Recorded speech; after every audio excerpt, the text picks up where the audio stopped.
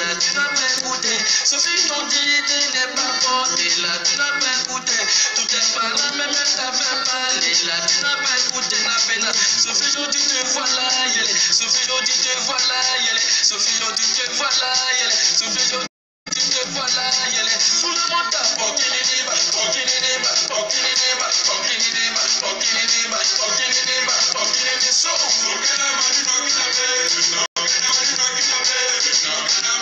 Bonjour, bonjour, connectez-vous et partagez la vidéo.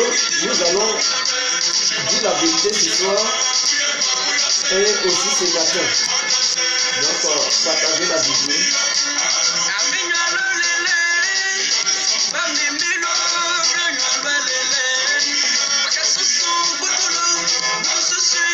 Partagez la vidéo s'il vous plaît.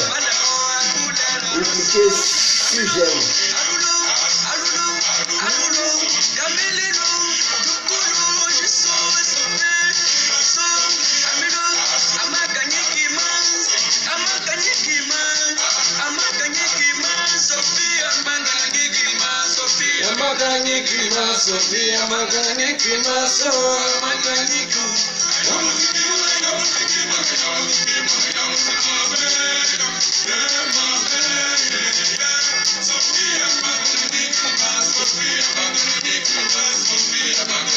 Partagez la vidéo, c'est facile, hein? Cliquez sur partage et puis ça passe. On va se laisser. Ça fait longtemps que je ne parle pas, mais bon, ce matin j'ai décidé de parler. Cécile Yao, bonsoir ou bonjour ma soeur, depuis ta position.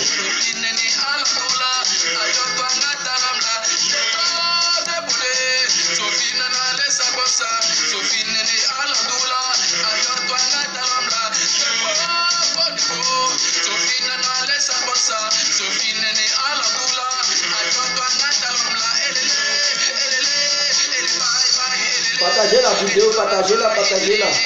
La chanson finit bientôt et on commence.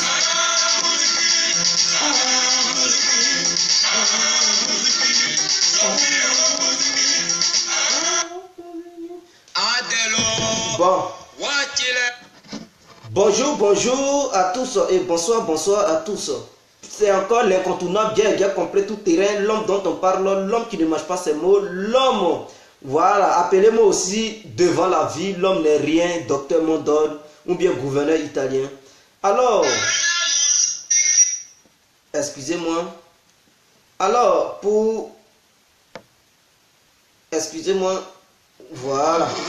Nous sommes là ce matin ou ce soir pour parler de Laurent Gbagbo. Parce qu'il y a certaines personnes qui veulent nous faire avaler la pilule la plus amère de l'histoire de l'humanité. Et nous les autres qui sommes conscients, nous ne pouvons pas accepter cela. Nous ne pouvons pas accepter les mensonges. Parce que moi, en tant que complet, je suis allergique aux mensonges. Donc, raison pour laquelle ce matin, je suis là pour rétablir la vérité. Voilà, parce que on ne peut pas mentir à cette nouvelle génération en disant que Laurent Gbagbo fait partie des panafricains et que Laurent Gbagbo c'est un combattant de la liberté. Laurent Gbagbo n'a jamais été un combattant de la liberté. Laurent Gbagbo, toutes ces années qu'il a passées dans l'opposition, a été plutôt un élément qui a vendu les Ivoiriens, tout simplement à la France. Laurent Gbagbo a livré la Côte d'Ivoire à la France. Donc, il ne faudrait pas que beaucoup soient étonnés pour dire « Toi, tu es bête, tu es tant. » Non. Il suffit de me contredire et de ne pas dire des bêtises. Voilà. Donc, ce matin, la vidéo ne va pas durer. Hein. C'est une petite vidéo pour relever les choses que Gbagbo a fait. Pourquoi il a vendu la Côte d'Ivoire à la France? Laurent Gbagbo est à la base de la vente de la Côte d'Ivoire envers l'État français. Et il faudrait qu'on se dise la vérité. On n'est pas là pour se mentir. Cette histoire de Laurent Gbagbo incarne le panafricanisme. Jamais. Laurent Gbagbo ne pourra jamais être Kwame Nkrumah. Il ne pourra jamais être Thomas Sankara. Il ne pourra jamais être Patrick Lumumba. Il ne pourra jamais être Sylvanus Olympio. Et j'en passe. Laurent Gbagbo, tout simplement, était sous-préfet français, a été un sous-préfet français depuis l'opposition. Laurent Gbagbo, il bataillait en fait pour la France. Il n'était pas là pour les Ivoiriens. Et je vais vous relever cela. Pourquoi je dis Laurent Gbagbo a été à la base du mal, a vendu la Côte d'Ivoire à l'État français, eh bien, tenez-vous prêts parce que je vais définir certaines grandes lignes que beaucoup vont se retrouver là-dedans. Raison pour laquelle je suis là ce matin pour rétablir la vraie vérité. Voilà, il faut situer la vérité dans son contexte et non la vilipender et humilier toute la nation parce que dire que Laurent Gbagbo incarne le panafricanisme, c'est d'insulter le peuple noir. Et moi, je suis contre ça parce que je ne peux pas accepter que n'importe qui se lève pour vilipender ce peuple qui a tant besoin de sa liberté, qui a tant besoin de son indépendance, qui a tant besoin de son intégrité territoriale, de contrôler en fait son territoire. Laurent Gbagbo n'a jamais été un combattant qui a été dans ce sens. Laurent Gbagbo, plutôt, il a livré la Côte d'Ivoire. Il a vendu. Nous sommes une génération sacrifiée par Laurent Gbagbo. Et je vais relever les choses. Alors, j'ai quelques écritures ici parce que pendant que je ne faisais pas de vidéos, j'ai fait des recherches pour savoir si réellement Gbagbo était un vrai panafricain. Et non, dans mes recherches, j'ai su que Laurent Gbagbo n'a jamais été un panafricain. Que cette histoire du nom du panafricanisme, voilà, il s'appropriait ce nom pour pouvoir avoir des gens, des militants, voilà, pour que les Africains, parce qu'il suffit aujourd'hui de dire je suis panafricain et puis pouf, tu as la popularité. Donc c'est ce que Laurent Gbagbo a utilisé, la manipulation. La manipulation, il a utilisé la manipulation et moi je suis contre cela. Je suis contre que des leaders politiques manipulent le peuple. Voilà, comme le peuple veut sa liberté, veut combattre le système impérialiste. Tous les candidats qui veulent avoir une population, oui, je suis le candidat qui va défendre le peuple. Je suis le candidat qui va défendre l'Afrique. Et quand ils disent comme ça, le peuple ne se contrôle plus. Le peuple, directement pas derrière ces gens-là, et vers la fin, une fois au pouvoir, ils prennent nos pays pour donner ça à la France. France, tiens, France, c'est pour vous. Tiens, tiens, et puis la France envahit. Et raison pour laquelle l'Afrique ne s'en sort pas. Ils sont tous des marionnettes, des vrais poulains, des vrais sous-préfets. Et Laurent Gbagbo n'est pas différent d'Alassane Dramane Ouattara. Laurent Gbagbo n'est pas différent de Blaise Compaoré. Laurent Gbagbo n'est pas différent de tous ces traîtres de l'Afrique qu'on appelle les corbeaux de la France-Afrique. Laurent Gbagbo, il fait partie de l'ELO. Et d'ailleurs, il est franc-maçon. Voilà, pour ceux qui ne veulent pas attendre la vérité, je vais le dire. Et écoutez-moi, Laurent Gbagbo qui criait sur tous les toits n'est pas un préfet de la France à céder sans appel l'offre terminale à conteneur d'Abidjan à son ami Bolloré. Il a donné ça à Bolloré. Allez-y en Côte d'Ivoire, Bolloré maîtrise tout et il a commencé à maîtriser là-bas quand c'est au moment où Gbagbo était au pouvoir. C'est pas quand la chaîne est venue que Bolloré a commencé à maîtriser Abidjan. Gbagbo a donné d'abord les choses à Bolloré. La preuve, la CIE et aussi la chose ici. Laurent Gbagbo a donné ça à Bouygues, pour ne pas dire Bolloré. La gestion de l'eau et de l'électricité à son ami Bouygues. Laurent Gbagbo a donné la CIE et la chose ici à Bouygues. Et quand les factures viennent, non, les factures sont chères, mais qui a vendu? C'est Laurent Gbagbo qui a vendu ces deux sociétés ivoiriennes. C'est-à-dire nous, on a nos propres barrages pour produire l'électricité. On a des châteaux d'eau à Abidjan et partout en Côte d'Ivoire pour que l'Ivoirien puisse payer à un bas prix l'eau. Pour que l'Ivoirien puisse payer à un bas prix l'électricité. Mais Laurent Gbagbo dit non, et il prend l'eau et l'électricité, il donne ça à Bouygues. Il dit tiens, France, quelqu'un qui combat la France, qui combat la France-Afrique, qui combat ce système impérialiste, comment est-ce que ce dernier, il ose donner l'électricité et l'eau aux France, à la même France? Une société Bouygues, où est la différence entre Bouygues et l'État parisien? Et l'État et l'Élysée. Mais qui dit l'Élysée dit Bouygues, qui dit l'Élysée dit Bolloré. Et si Gbagbo leur donne ça, ce dernier-là, il est encore cohérent. Ce dernier-là, il est vrai du combattant. Gbagbo est un imposteur. Laurent Gbagbo, il a été une imposture dans la lutte contre l'anti-impérialisme. Laurent Gbagbo n'est pas le véritable combattant. Allez, mes chers frères et sœurs, s'il vous plaît, ouvrez les yeux. Parce que c'est à cause de ça, l'Afrique n'évolue pas. On est dans les émotions, nous sommes dans le fanatisme.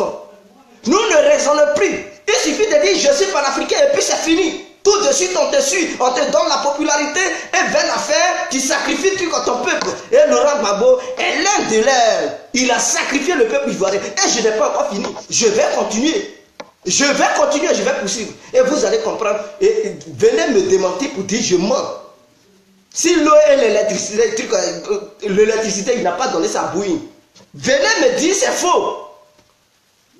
Alassane Ouattara n'a fait qu'accompagner, c'est-à-dire, c'est que Gbagbo avait déjà vendu. Alassane aussi, il vient, il vend sa part. Gbagbo a vendu sa part, Ouattara vend sa part. Et c'est comme ça, vous pensez que la Côte d'Ivoire va quitter dans le système?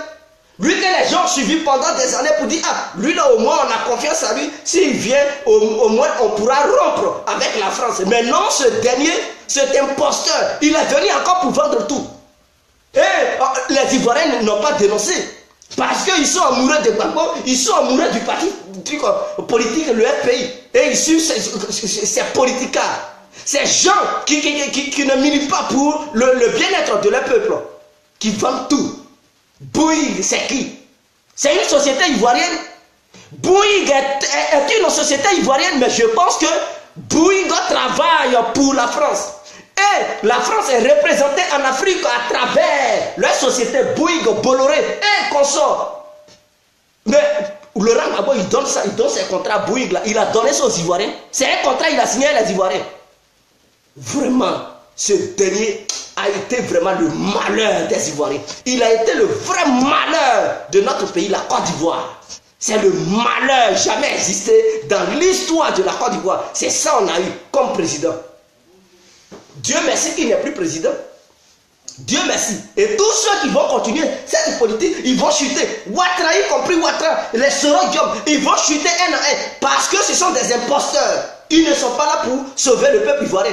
C'est des vrais voyous, des vrais imposteurs qui sont venus pour piller la Côte d'Ivoire, vendre la Côte d'Ivoire à la France. Et nous ne pouvons plus continuer avec ces politicards, ces marionnettes, ces cow-boys politiques qui font croire au peuple qu'ils sont là pour le bien-être du peuple, mais en réalité, ils sont là pour leurs propres intérêts et les intérêts français. Je continue encore. Qu'est-ce que Gbagbo a fait? Et vous allez comprendre, s'il vous plaît, mes chers amis. Gbagbo a donné le transfert de la capitale, politique au groupe français appelé Vinci. V-I-N-C-I. Laurent Gbagbo a donné ça. Vous comprenez? Les puits de pétrole en Côte d'Ivoire. Mais ils ont découvert le pétrole à Beauville. Je pense c'est bel et bien à Beauville. Où cette histoire de pétrole, tout le monde a su. On savait qu'à cause du pétrole, Oufou avait bu son premier verre. Parce qu'ils avaient découvert le pétrole en Côte d'Ivoire. À qui Laurent Gbagbo avait confié cette histoire des puits pétroliers en Tricot? Quelle société Laurent Gbagbo avait confié? Bien, pour ceux qui ne savent pas, Total n'est pas un groupe ivoirien, s'il vous plaît. Laurent Gbagbo a donné le puits de pétrole de Côte d'Ivoire, il a donné ça à Total. Il a donné le pétrole ivoirien, il a donné ça à la France. Quelqu'un qui combat le système, qui donne encore les biens de la Côte d'Ivoire à la France. Attendez, venez me démentir pour dire c'est faux, Laurent Gbagbo n'a jamais donné le pétrole ivoirien à Total. Et qu'il a donné ça à un homme d'affaires ivoirien. Ou bien un homme d'affaires africain. Jamais. Laurent Gbagbo a donné ça à la France. Donc tous les puits de pétrole de Côte d'Ivoire appartiennent aujourd'hui aux Français, au groupe Total. Et c'est Total qui exploite le pétrole ivoirien parce que votre cowboy, votre marionnette Laurent Gbagbo a signé pour dire tout le pétrole qui se trouve sur le territoire ivoirien, que ce soit dans les mers ou quoi. Et bon, même si c'est dans le sol même, ils ont découvert ça, et que ce soit dans la mer, Laurent Gbagbo a dit Total, c'est à toi. Pétrole là, c'est pour toi. Vous trouvez ce dernier, vous allez encore dire que non, Laurent Gbagbo combattait le système. Mais le système impérialiste, c'est quoi? C'est quoi? Vous combattez un système que vous ne connaissez pas, vous ne maîtrisez pas, et puis vous êtes là crié sur tous les toits, on combat le système, la France-Afrique. Mais la France-Afrique, c'est Bolloré. La France-Afrique, c'est Total. La France-Afrique, c'est Bouygues. La France-Afrique, c'est Vinci. La France-Afrique, c'est Truc. Toutes ces sociétés de la France qui sont représentées en Afrique, c'est ça qu'est la France-Afrique. C'est pas ces canaux que la France passe pour piller l'Afrique, s'il vous plaît. On vous a dit c'est Macron qui prend, ou bien Sarkozy qui s'en prend des pelles, ou bien des pioches pour creuser le sol africain pour piller les richesses africaines. Non. C'est à travers leur société. Ils envoient des machines pour exploiter le sol africain. Et vous voulez combattre ce système en même temps que vous signez des contrats avec ce système. Des imposteurs qui sont venus, qui ont infiltré. Ça, ce sont les Français qui avaient infiltré la lutte africaine. Voilà, les Français qui avaient infiltré la lutte africaine. Ça me fait mal. Et je n'ai pas encore fini. Venez me démentir pour dire je mens. Venez me démentir. Mais je vais encore citer ce que Laurent Gbagbo a fait. Raison pour laquelle j'ai dit qu'il a vendu la Côte d'Ivoire. Aujourd'hui, grâce au pétrole, certains pays sont riches. L'Arabie Saoudite est riche à cause du pétrole. La Libye était riche à cause la Libye est riche à cause du pétrole. Le Nigeria est riche à cause du pétrole. On débouche ce même pétrole. Laurent Gbagbo il donne ça à la France. Et les Ivoiriens ne profitent plus de ça. Pendant que le pétrole en Côte d'Ivoire en mer de faim, on n'arrive même pas à s'en sortir. Le peuple pleure. Les gens crèvent. Ils dorment sous la belle étoile. C'est-à-dire ils dorment dans les rues. Les SDF dans leur propre pays. Vous trouvez cela normal? Parce que tout simplement, Gbagbo signe des contrats qui ne profitent pas à la Côte d'Ivoire. Un contrat où la Côte d'Ivoire a au moins 10%, la France a 90%. Or pourtant, il nous disait qu'il était venu combattre ce système. Mais cela ne l'empêche pas de vendre le pétrole à 90% pour les Français et 10% pour la nation ivoirienne. Vous trouvez cela normal? Je suis contre. Et je combattrai cela. Je vais dénoncer cela. Je vais dénoncer cela. L'organisation de l'élection présidentielle ivoirienne de 2010, vous savez à qui Laurent Gbagbo a donné? Pour organiser les élections présidentielles de 2010, s'il vous plaît, chers parents ivoiriens, on quitte dans les émotions. Je veux qu'on soit concret. Votre Gbagbo là, vous savez à qui il a donné cette tâche pour organiser les élections des Ivoiriens. Pendant que ce même Gbagbo, il disait que non, je ne veux pas que la France se mêle là-dedans. Je ne veux pas. Vous savez, Laurent Gbagbo, il a confié les élections présidentielles de 2010 à qui? Non seulement à Soro, mais il a confié ça à une organisation française. Et je vais dire le nom de cette organisation. Et beaucoup vont s'en rendre compte. Tu combats un système et tu leur donnes encore, c'est-à-dire l'élection qui est le poumon, l'avenir des Ivoiriens. C'est-à-dire c'est à travers cette élection, les Ivoiriens vont décider qui va être leur président pour gouverner pour le bien-être du peuple ivoirien. Tu donnes encore cette tâche, tu donnes ça à la France. Tu dis Paris, tenez, Paris tient. Et Paris va décider au nom du peuple ivoirien qui doit être le président de la République de Côte d'Ivoire. Et merci, Paris a décidé et puis toi tu contestes. Mais qui avait confié cela à Paris? Mais c'est bel et bien toi, Laurent Gbagbo. Donc si tu as confié cette tâche à Paris et que par la suite Paris dit ce n'est pas toi qui as gagné, il faut quitter. Parce que c'est toi-même qui as décidé. Et les gens ils meurent. Voilà pourquoi je dis Laurent Gbagbo était une imposture. Je vais dire le nom. Je vais dire le nom. SAGEM, il avait confié les élections présidentielles de 2010 à l'organisation française appelée SAGEM. SAGEM et Soro Diom, Laurent Gbagbo leur a confié cette tâche. Soro, rebelle de Côte d'Ivoire, un grand rebelle, jamais existé sur le territoire ivoirien. Ce Soro Gbagbo Diom, ce nez de faire que c'est du coup, ce voyou qui a assassiné des milliers d'Ivoiriens, Laurent Gbagbo dit tiens, il faut organiser les élections en Côte d'Ivoire pour décider de l'avenir du peuple ivoirien. Voilà encore un client qui dit qu'il luttait contre le système France-Afrique.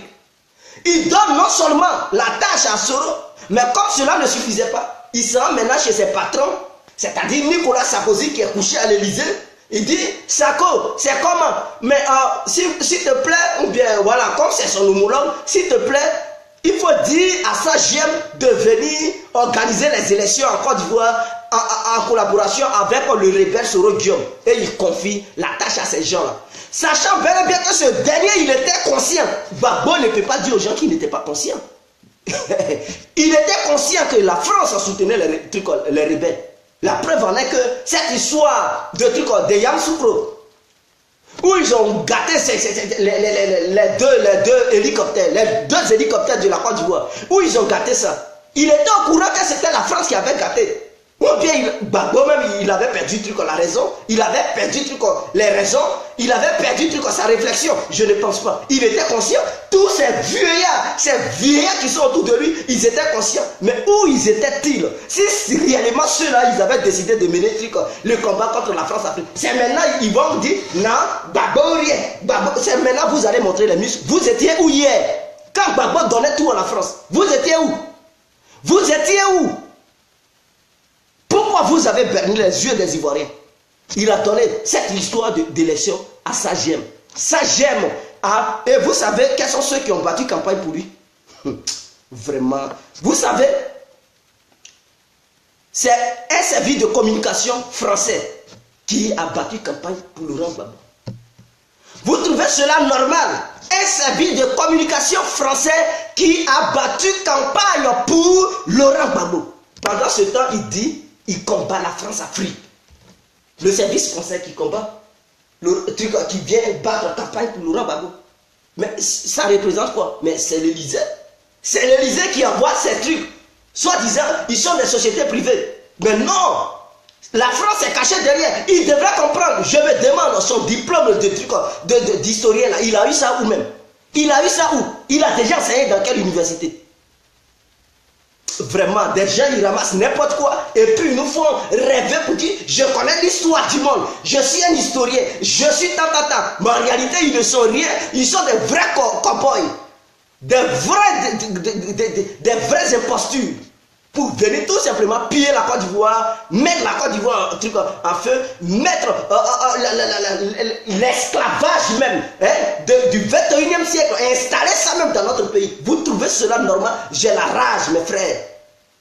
Arrêtez, dès maintenant, arrêtez, partagez la vidéo s'il vous plaît. Arrêtez de dire Laurent Gbagbo est le père du panafricanisme. Non, Laurent Gbagbo a été une imposture et le pays reste une imposture au sein de cette histoire de combattre l'impérialisme en Afrique. Le FPI est une imposture. Moi, j'aime tout simplement Ouattara par ses frandises. Vous comprenez? Je ne l'aime pas comme président, mais au moins, il nous avait déjà prévenu ce qu'il allait faire. Tous les Ivoiriens étaient déjà conscients que Ouattara, il vient là. Ce n'est pas pour les Ivoiriens. Ouattara vient pour vendre la Côte d'Ivoire. Chacun de vous et chacun de nous était déjà conscient. D'autres ont combattu pour Ouattara, pour le mettre au pouvoir dans le but de vendre la Côte d'Ivoire. Donc, tous les Ivoiriens étaient informés. On ne peut pas dire il a été hypocrite. Non, il n'a pas été hypocrite. Il a été franc avec le peuple ivoirien. Mais je déteste les gens qui mentent et qui font la même politique que Ouattara. C'est ça que je déteste. Et c'est ça que je combats. C'est-à-dire Gbagbo qui a tant fait espérer le peuple ivoirien pour dire je viens pour libérer la Côte d'Ivoire, je viens pour battre monnaie, je viens pour faire ceci, je viens pour revoir tous les accords signés entre la Côte d'Ivoire et le gouvernement de Paris. Alors, papa, les Ivoiriens ont cru en lui et vers la fin, ils vendent le peuple ivoirien auprès de la France. C'est ça que je combats. Ils vendent le peuple ivoirien auprès du gouvernement français. C'est ça que je combats. Et c'est ça que je dis, on ne veut plus ces gens de personnes. Ouattara, il a été clair. Au moins, chacun connaît la vision de Ouattara. Chacun connaît la vision de Ouattara. Ouattara, depuis l'opposition, depuis l'exil, il vient là, c'est pas pour nous.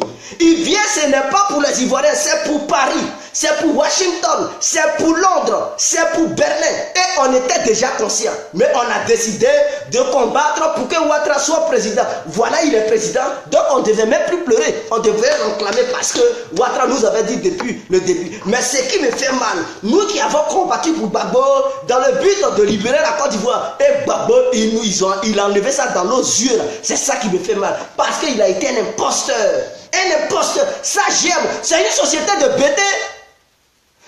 Sagem est une société bêtée, je demande. Quel est-il qui a pour patron Sagem? Le PDG de Sagem est un Ivoirien ou bien un Africain? Je ne pense pas. C'est un service de truc, communication français. Et vous approuvez cela? Vous approuvez cela?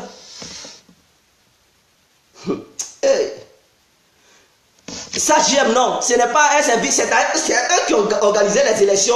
Maintenant, ceux qui ont été le service de communication de Gbagbo, c'est Bouygues. C'est-à-dire, Bouygues a un réseau de communication au sein de sa société. Et c'est ça, Laurent Gbagbo a loué. Il a pris sa France, viens battre en campagne pour moi. Voilà des gens.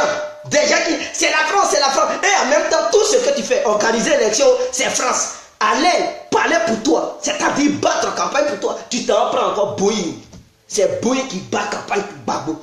Et il prend, c'est-à-dire comme des conseillers, des Français. Voilà des gens, des imposteurs comme ça. Venez me démentir.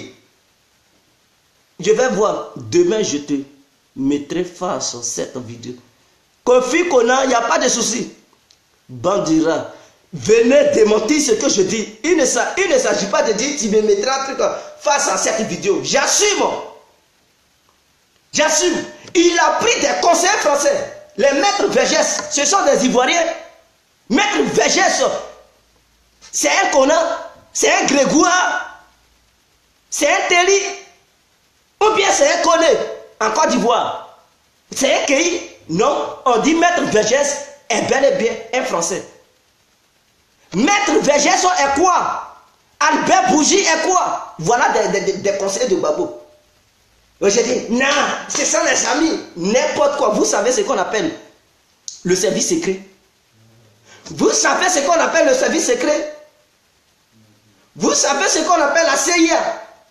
Vous savez le service secret truc en français, vous connaissez ce genre de choses? Mais ce sont des gens qui travaillent à vous, qui font comme s'ils vous aiment, qui vous défendent, mais en réalité qui filent vos informations à leur état.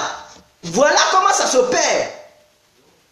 Pourquoi, par exemple, quand la Chine veut avoir des informations au sein de la Maison Blanche, la Chine utilise des employés même américains qui ont travaillé pour la CIA, qui ont même coopéré au sein de la Maison Blanche, ils leur donnent de l'argent et ces gens leur filent des informations. Comment? Sur l'économie, sur l'armée. Et maintenant les Chinois, eux aussi, ils s'arrangent. Et puis aussi, par rapport à ça, ils essaient d'organiser leurs économies, ils essaient aussi d'organiser leur armée. Tout ce que l'État américain a prévu de faire dans le monde, si eux, ils ont déjà les informations, ils prennent des résolutions pour bloquer ça. Voilà comment on appelle service de renseignement. Ce n'est pas des gens qui mangent foutu.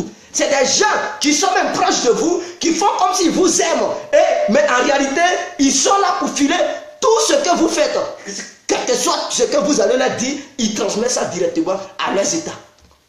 La Russie a eu la bombe atomique parce que au sein du central nucléaire américain, ceux qui fabriquaient la bombe atomique américaine, au sein de là, l'un des employés des Américains, il avait des projets, c'est-à-dire prendre des informations pour donner ça à l'État russe avant l'URSS. Et c'est comme ça. Il a travaillé même pour le projet nucléaire américain.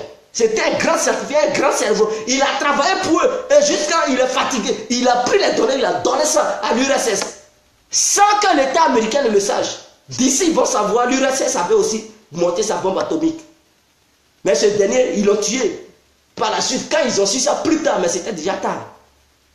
Et les Russes, ils avaient développé des armes qui étaient plus puissantes maintenant que l'Amérique. Voilà d'où est sorti TNP. TNT, voilà. C'est un accord pour bloquer le nucléaire, les missiles nucléaires et tout ça. Vous comprenez? Des armes de destruction massive. Parce que quand la Russie avait lancé sa bombe appelée la SAR, ça avait une puissance tellement vraiment incontrôlée. Ils ont décidé de signer des accords pour ne pas que le monde parte en couille. Donc, en Côte d'Ivoire, au sein du gouvernement Gbagbo, il prend des fonctionnaires français pour dire soyez mes conseillers. Il attendait quoi? Il pensait que ceux-là, ils étaient là pour les Ivoiriens. Regardez-moi ces gens-là. On dit la France d'abord. La France d'abord. La France n'a pas d'amis. Elle n'a pas d'amis. Elle n'a que ses intérêts. Donc voilà des gens qui disent oui, je lutte contre la France-Afrique, qui prend tout ce qui est français. Tout ce qui est... Et puis les Ivoiriens s'attendaient à quoi? Vous attendiez au miracle? Je comprends. Parce que vous passez votre temps dans les églises, Jésus va faire des miracles. Oui, Allah va faire des miracles. Donc, attendez toujours les miracles. Et suivez des imposteurs comme ça, comme Gbagbo. Et les miracles vont tomber au ciel. Vont quitter au ciel pour bou. Ça va libérer l'Afrique. N'importe quoi. Ne choisissez pas des vrais leaders. Les vrais leaders qui ont une bonne vision, qui ne veulent pas des choses comme des Gbagbo. Ne les choisissez pas et suivez Laurent Gbagbo dans ses délits, dans sa lutte, un truc d'imposture qu'il a fait croire aux Ivoiriens qu'il était l'homme idéal, l'homme de la raison, l'homme de la situation, l'homme qui allait arranger le peuple ivoirien. Mais en réalité, c'était l'homme qui allait commencer par vendre l'État ivoirien. Et il a tout vendu. Il a tout vendu. Ouattara, non, j'ai dit, Ouattara tué, Ouattara.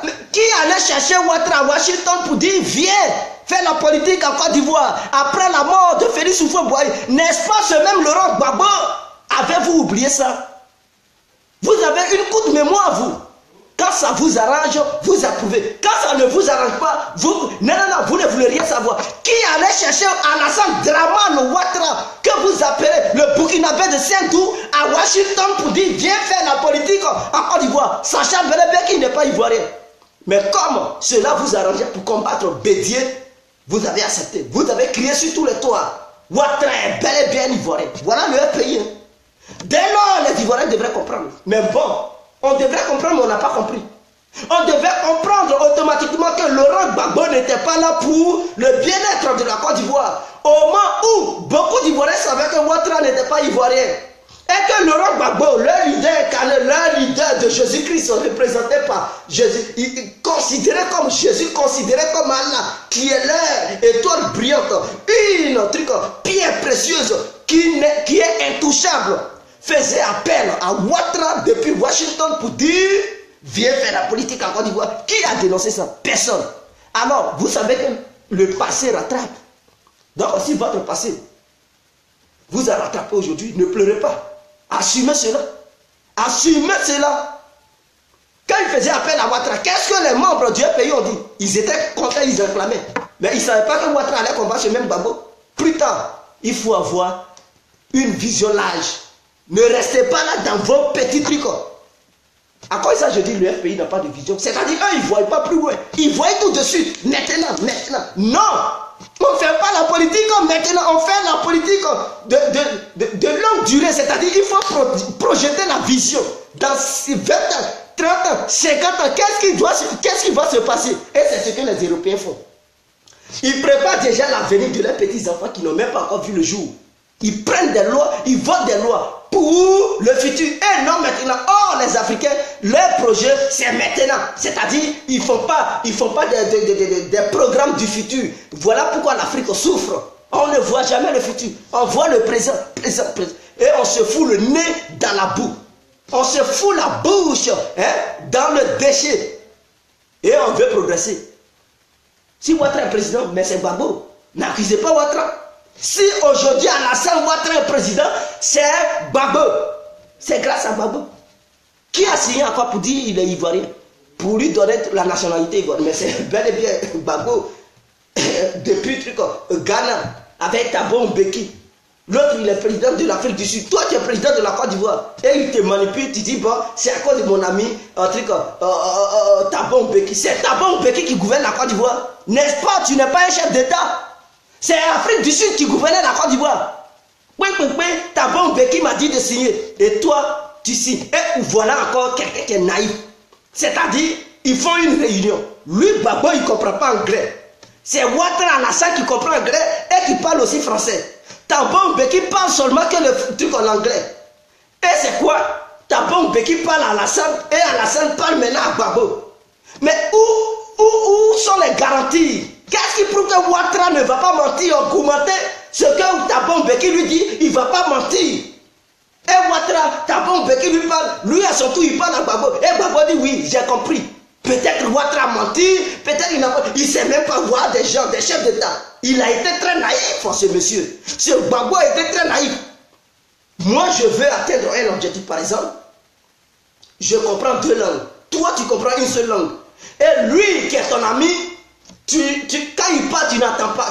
Tu attends, mais tu ne comprends pas. Et c'est moi, il passe par moi, et c'est moi qui dois aussi te parler. Mais quand il me parle, je vais trafiquer les paroles pour te donner. Et tu vas accepter, mais je sais ce que je veux. Dès que moi, ce que j'attends de toi, c'est de te voir signer. Et dès que tu signes, c'est fini. Tu signes, je signe, et puis c'est fini. L'autre signe, on dit accord conclu. Et c'est fini. Et voilà comment Gbagbo s'est fait avoir à Accra. Et il dit, je suis intelligent, tu n'es pas... Oh, vraiment, on a eu le dernier de tous les présidents qui puissent exister. J'ai mal. Aucune vision futuriste. Exactement. Exactement. Et quand on parle de ça, il y a des couillons qui sont là à insulter les gens. Reconnaissez un jour la vérité. Reconnaissez un jour la vérité. Acceptez la vérité à un moment donné. Parce que quand tu refuses de reconnaître ton passé, mais le présent, tu ne pourras jamais battre ton présent. Quelqu'un se bat dans la vie pour réussir s'il sait là où il est quitté, d'où il vient. S'il sait dans quelles conditions sa famille vit. S'il sait que son passé a été catastrophique, il s'arrange pour que son présent soit arrangé. Mais dès lors que tu refuses de reconnaître ton passé, mon frère, ton présent, tu vas faire toujours des échecs. Et tu ne pourras pas avoir une vision du futur. Voilà le vrai problème. Donc, tant que les membres du pays refuseront de reconnaître les bêtises qu'ils ont fait dans le passé et d'avoir une nouvelle vision, ils ne réussiront jamais de faire une bonne politique de nos jours. Ils vont aller de gauche à droite. Exactement. Alors, écoutez-moi. Laurent Gbagbo qui combattait encore le système France-Afrique, il prend l'argent de soi-disant entre griffes communauté internationale pour organiser l'élection de Côte d'Ivoire. Mais vous les panafricains, je viens à vous.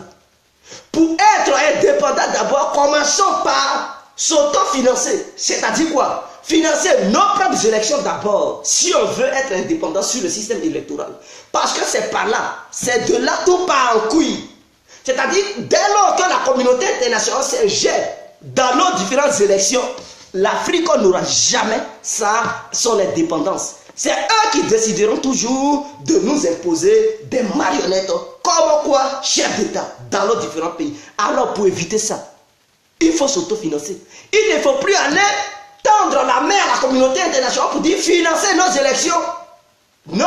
Dès lors qu'eux, ils ne financent pas tes élections, il n'y aura pas de représentants de l'ONU, il n'y aura pas des gens, des dépêchés, des délégués, soi-disant les délégués de la communauté internationale. Non, ils ne vont pas se présenter là-bas. Tu dis, c'est nous-mêmes, on est capable d'organiser nos élections. Quand les élections se passent chez vous, nous, on ne se lève pas pour aller superviser ça. Pourquoi vous ne vous levez pas? Parce que ce n'est pas vous qui les financez. Ce n'est pas vous qui financez les élections. Donc, en aucun cas, vous ne pouvez pas mettre vos bouches dans les élections. Mais par contre, eux, ils se mêlent de nos élections parce que c'est eux, ce sont eux qui financent nos élections. Toi, tu ne peux pas donner des milliards à quelqu'un qui veut faire ses business et puis tu ne peux pas avoir l'œil sur lui. Non. Est-ce que tu vas donner des milliards à quelqu'un qui va monter ses affaires et il va se révéler contre toi? Et toi, tes milliards vont où? Tu as les perdre comme ça? Non, non, il ne peut pas. C'est-à-dire, c'est un business. Cette communauté internationale qui finance les élections des pays africains, c'est un business. Ils investissent pour avoir gros. Donc, eux, ils ne peuvent pas investir sur le mauvais candidat. C'est-à-dire qu'ils investissent soi-disant sur les élections.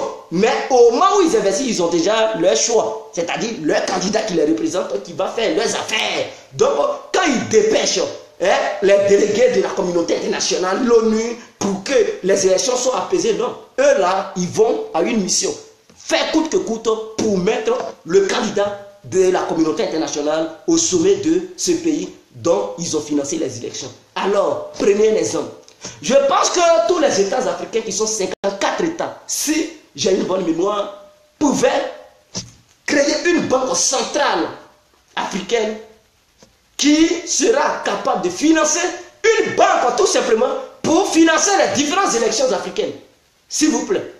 Et chaque État africain, ils sont 54 États, chaque État africain devrait être taxé pour dire chaque fin du mois, voici, chaque État doit financer un budget de 20 millions de francs CFA à cette banque, au sein de cette banque. Et donc, quand il aura, et vous êtes 54, 20 millions, je pense que par mois, il aura des milliards dans cette banque. Ah oui, 20 millions. 54, 20 fois 54, je pense que ça fait déjà gros chaque fin du mois. Et d'ici, ils vont dire 1 an, il y a déjà des milliards là-dedans. 5 ans, des milliards. Donc, cette banque sera à mesure de financer les différentes élections dans tous les pays africains, afin que les Africains eux-mêmes, ils prennent en charge leur propre système électoral. Voilà le chemin, la voie, d'abord la première voie de l'indépendance africaine. La première voie de l'indépendance africaine. Tant qu'on fera la courbette face à la communauté internationale pour dire financer nos élections, eux aussi, ils auront leur bouche dans nos élections. Et ils vont placer toujours des guignols. Voilà la décision que vous pouvez prendre. C'est là le premier chemin. Français, ce n'est pas là le problème. Parce que tant qu'il y aura des guignols au sommet de nos États, la jeunesse va beau manifester. Ils ne vont pas changer la monnaie, le franc CFA. Mais dès lors qu'on sera capable de s'autofinancer nos propres élections, c'est-à-dire législatives, municipales et présidentielles, il y aura des gens qui vont être élus, qui vont défendre l'Afrique. Et ceux qui vont défendre l'Afrique, ils auront automatiquement une vision de sortie du franc CFA. Voilà le premier truc au chemin. Mais tu as un sous-préfet français qui gouverne ton pays, qui crie franc CFA n'est pas bien. Mais lui, il va dire le franc CFA est bon. Et tu vas faire quoi? C'est pas toi qui détiens l'armée, c'est pas toi qui contrôle le système, c'est lui. Donc tu vas beau crier, rien, résultat zéro. Raison pour laquelle, de nos jours, la jeunesse a beau crier franc CFA n'est pas bon, rien ne change. Et les pays africains sont au sein du franc CFA. Parce qu'il n'y a pas d'évolution. Tous ceux qui sont là-bas, ils sont des cowboys. Parce qu'ils ont été placés par la France et la communauté internationale. S'il vous plaît. On parle de Gbagbo, on ne parle pas de Kadhafi. Mais des guignols comme toi sur Facebook, on te combat. Tu es bête et on va vous combattre. Donc, ce que je dis, si vous trouvez que c'est faux, contredisez-moi, il ne s'agit pas de crier. Parce que un homme comme Gbagbo, prenez l'exemple de trucs au Burundi, mes frères et sœurs. Burundi, un petit pays qui a combien de millions d'habitants? Entre 7 et 15 millions d'habitants. La Côte d'Ivoire va au-delà de ça, c'est-à-dire on est dans les 23 millions et plus. On n'est pas capable de financer nos propres élections. Burundi, actuellement où je vous parle, le sous-sol burundais est pauvre. C'est-à-dire, c'est maintenant ils ont découvert le pétrole, mais ils n'ont pas encore exploité le pétrole. Or, en Côte d'Ivoire, le sous-sol, ils ont découvert le pétrole, c'est-à-dire dans la mer, voilà, les ressources halieutiques, ils ont découvert, on produit le poisson, c'est-à-dire le thon et d'autres poissons, on produit encore le pétrole, et j'en passe, le cacao, le café, le VA, palmier à huile, anacarde, coton, sur tous les plans de là-bas. On a beaucoup d'argent, mais on n'est pas capable de financer nos propres élections. Toujours communautaire. Or, Burundi, qui n'a pas ses moyens, finance ses propres élections parce que les Burundais ont décidé d'être indépendants. Ils ont décidé, l'État burundais a décidé, s'il y a une élection en Burundi, il n'y a pas un délégué de la communauté internationale qui va là-bas pour dire on va décider qui va être. Non, on va superviser si ce sont des élections équitables qui sont apaisées ou bien non. S'il n'y a pas de tricherie, il n'y a pas. C'est eux-mêmes qui décident, eux-mêmes, ils ont leur système, ils ont changé les lois. C'est eux-mêmes qui s'autofinancent. Et c'est fini. Ils n'ont plus la main à la communauté internationale. Voilà, c'est tellement clair. C'est clair. Et si la Côte d'Ivoire n'apprend pas à faire cela, aujourd'hui, ils deviennent indépendants. On met un embargo, mais ils disent qu'ils ne vont pas céder. Un petit pays. La Côte d'Ivoire est plusieurs fois plus grande que le Burundi. Mais eux, ils s'autofinancent eux-mêmes. Il n'y a plus histoire de France. C'est une colonie française, mes frères. Ceux qui pensent que non, la France ne peut pas nous laisser. Non, c'est une colonie française. Mais ils ont décidé de ne plus faire la courbette à la France. S'autofinancer. Et si la Côte d'Ivoire n'a pas les moyens, pourquoi ne pas réunir les différents pays africains pour dire créons une banque centrale qui sera là tout simplement pour financer les élections africaines, pour qu'on ne puisse plus aller tendre les mains aux pays occidentaux pour ne pas nous imposer des dirigeants. Voilà, c'est tout simplement, c'est simple. C'est simple comme un truc de l'eau à boire. Mais là encore, l'Africain ne va pas accepter. Il va dire c'est la France, c'est la France. Regardez-moi ça. On est là, accusé toujours. Et on est là, oui, je suis venu défendre les intérêts. Et quand ils viennent, ils s'en vont encore faire la courbette devant la France. Et ça, on veut que l'Afrique évolue. Arrêtez-moi ça. Arrêtez vos bêtises. Les Africains, ils ne peuvent même pas aussi créer une école de recherche scientifique. Une école, une université africaine où tous les différents brillants, c'est-à-dire les cerveaux, les élèves qui ont le cerveau, qui sont comme on a des génies, ils vont aller faire des recherches scientifiques pour pouvoir faire avancer l'Afrique. Non, ils ne peuvent pas aussi faire une université africaine où tous les élèves africains ne pourraient plus laisser ces enfants-là aller à Washington, ou bien aller à Paris, aller à Moscou. Non. Pour faire leurs études sur le territoire africain, avec des meilleurs professeurs sur le plan scientifique, afin que ces derniers apportent leurs connaissances à l'Afrique. Ils ne peuvent pas encore faire ça. Ils sont là. Et tous ceux qui sont, on dit bourse, l'Amérique lance un système. Vous comprenez, les Européens, les Occidentaux, ils font quoi? C'est-à-dire, ils ont besoin des gens qui ont le cerveau. Donc, chaque fin d'année, ils lancent des trucs de système de bourse, quelque chose comme ça, pour aider les gens à venir faire les études à l'étranger. Ça, c'est pour arracher des gens qui peuvent apporter quelque chose à leur pays, à leur continent. C'est pour les prendre. Il faut un recrutement, une sélection. Il faut de la sélection. Un sélectionnement au sein des différents pays africains. Et même d'ailleurs, pour prendre les meilleurs élèves. Et quand ces élèves finissent d'étudier, ces élèves restent chez eux pour travailler pour leur pays. Voilà comment leurs États deviennent puissants. Et puis on n'arrive pas à les contrôler et on pleure. Maintenant, si on n'ouvre pas nos pensées pour mettre ces systèmes en place en Afrique, l'Afrique ne pourra jamais évoluer parce que tous les savants africains vont fuir pour aller à Washington, aller à Paris, aller à Pékin, aller à Moscou, aller à Berlin, aller à Londres, aller à Bruxelles pour faire exercer et mettre leurs pratiques qu'ils connaissent là-bas. Ce n'est pas bien. L'Africain doit batailler sur tous les plans. Science, on est dernier. On n'est même pas truc. Vraiment, ça me fait tellement mal. Tu veux parler du Rwanda et non je dis le Burundi. Je ne parle pas de Rwanda, c'est pour Kagame. Burundi a pris son indépendance en main. Burundi s'autofinance. Ce n'est plus communauté internationale qui finance le Burundi. Donc c'est pour vous dire, les Africains de l'Afrique centrale et de l'Est, ils commencent à ouvrir les yeux. Ils ne sont pas les Africains de l'Afrique de l'Ouest. Va chercher Burundi.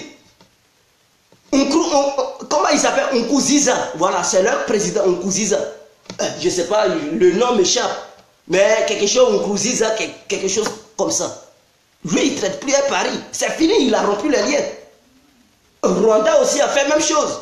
Ils ont rompu. Et lui, il n'attend pas l'argent de la communauté. C'est le Burundi même qui s'autofinance. Parce qu'ils ont gardé, ils ont fait un budget de souveraineté qui va financer les différentes élections du Burundi. Donc, c'est comme ça, eux, ils s'autofinancent. Donc, il n'y a plus communauté internationale, des espèces internationaux qui viennent mettre leurs yeux dans l'histoire d'élections du Burundi. C'est eux-mêmes qui s'occupent de leurs propres élections. Les habitants de Burundi, c'est eux. Ce sont eux qui s'en vont superviser les élections. Et chaque parti envoie ses représentants. Il n'y a plus de pression et l'armée, c'est comme ça. Mais tant que cette histoire de communauté internationale sera là, mais ils vont manipuler le peuple, ils vont manipuler l'armée et il y aura des morts, il y aura des pillages des urnes, il y aura non, ils vont saccager des bureaux de vote. Et malheureusement, ça part en couille et vers la fin on connaît, c'est la guerre. La communauté internationale prend position et c'est mou. On doit quitter sur ce chemin. D'autres diront non, mais c'est eux qui volent nos biens. Mais ils volent nos biens et c'est le premier système pour pouvoir retirer, pour pouvoir se séparer d'eux. Pour pouvoir se séparer d'eux. Quand il y a élection en France, l'Amérique n'envoie pas des experts pour superviser les élections. Jamais. Quand il y a des élections à Moscou, en Russie, la France n'envoie pas des experts parce que ce n'est pas la France qui finance le système électoral russe. Ce n'est pas la France qui finance le système électoral américain. Ce n'est pas l'Amérique qui finance le système électoral français. Donc, ils n'ont pas le droit de se mêler de ça. Ils attendent que les résultats pour dire qui est le nouveau président. Pour aller saluer ce dernier, pour dire, bon, est-ce qu'on peut coopérer? Voilà. Donc, nous, c'est eux qui nous financent. Et puis on dit, non, ne vous mêlez pas de ça. Vous rêvez ou quoi? Vous rêvez. Vous rêvez? Tu as donné beaucoup de millions à ta femme, ou bien à ton fils, et puis tu ne sais pas de quoi il fait l'argent. Qu'est-ce qu'il fait ton argent? Mais tu vas lui demander. L'argent que je t'ai donné, tu fais quoi avec ça? Tu ne peux pas lui donner des millions. Il va aller dans les boîtes de nuit chercher les petites filles, ou bien chercher les petits gars là, et puis tu vas rester lui. Non, tu vas le contrôler. Il part, il fait quoi? Ou bien il fait quoi l'argent? Et si tu vois que ce n'est pas bien, mais tu vas redresser cette dernière ou bien ce dernier. Et c'est la même chose. Quand ils nous financent, mais ils nous suivent de près. Qui va être président? Ah, lui là, s'il devient président, il va se rebeller contre nous. Alors, écartons-le. On prend celui-là. Et c'est comme ça. Eux, ils fonctionnent. Et on pleure vers la fin. Non, tu es mauvais. La France. Mais nous, on va toujours pleurer la France. Mais rien ne va changer tant qu'on ne change pas notre vision, notre manière de voir les choses. Donc, je pense que j'en ai fini. Mon gars, c'est pas en parlant sur les réseaux sociaux que tu vas défendre le cas de l'Afrique. Si tu... Johnny le bourgeois, mon frère, sur les réseaux sociaux, ceux qui sont les politiciens africains, ils voient. Vous comprenez? Et quand on apporte des visions comme ça, des gens, ils prennent note. Ils prennent note et dans leur nouvelle ligne politique, peut-être ils vont mettre ces idées. Donc nous sommes là pour apporter des idées. Eux qui sont des politiciens, c'est à eux de finaliser ces idées, ou bien c'est à eux de pratiquer ces idées. Mais ça, transformer ça en acte. Ça, ce sont des paroles, mais ce sont eux qui doivent transformer, convertir ces propos en actes. Il faut appliquer ça. Et c'est là, on va. Mais si nous on parle et qu'eux ils refusent de pratiquer, c'est qu'ils ne sont pas des vrais combattants. C'est des voyous, ce sont des imposteurs. Et c'est ça le cas de Gbagbo. C'est ça le cas de Gbagbo. Parce que nous sommes là, comme nous ne faisons pas la politique, on apporte des idées pour voir ce qui est bon dans nos pensées et nos propos. C'est pour prendre ce qui est bon et ce qui n'est pas bon. Ils peuvent rejeter ce qui n'est pas bon et prendre ce qui est bon. Mais s'ils refusent de nous écouter, on s'en fout maintenant. Ils ne pourront jamais progresser. Parce que leur ligne politique qui suit depuis longtemps, des milliers d'années, c'est toujours de l'échec. De l'échec. Donc nous, la nouvelle génération qui voyons autrement, on propose des nouvelles idées. Donc ils ont intérêt à coopérer avec nous. Ils ont intérêt à suivre certaines de nos idées. S'ils ne veulent pas toujours que l'Afrique soit